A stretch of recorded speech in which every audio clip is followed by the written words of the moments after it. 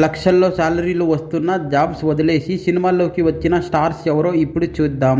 Satyadev IBM, VMware వంటి పెద్ద కంపెనీలో వర్చువల్ డిజైన్ ఆర్కిటెక్ట్గా పనిచేశాడు. అతనికి నెలకి లక్షల్లో శాలరీలు వచ్చేవి. అయితే సినిమా కెరీర్పై దృష్టి పెట్టడం కోసం హై పేయింగ్ జాబ్స్ కూడా వదిలిపెట్టాడు. నవీన్ పోలిశెట్టి నవీన్ చాలా టాలెంటెడ్ యాక్టర్. నటన అంటే అతడికి బాగా ఇష్టం. తండ్రికి మాత్రం ఇష్టం లేదు. మంచిగా చదువుకొని యుఎస్లో సెటిల్ కావాలని తండ్రి కోరిక. అయితే నవీన్ తన తండ్రి కోరిక మేరకు యుఎస్లో జాబ్ సంపాదించి లక్షల్లో శాలరీలు అందుకున్నాడు. ఇక తన ఇష్టాన్ని చంపుకోలేక ఫ్యామిలీకి తెలియకుండా ముంబైకి వచ్చి స్టాండప్ కమెడియన్గా ఎదిగాడు. తర్వాత బాలీవుడ్, టాలీవుడ్ సినిమాల్లో నటించి స్టార్ అయ్యాడు. కిరణ్ అబ్బవరం అప్పట్లో నెలకి 80,000 సంపాదించేవాడు. ఫ్యామిలీకి 100 ఎకరాల ఆస్తులు కూడా ఉన్నాయి.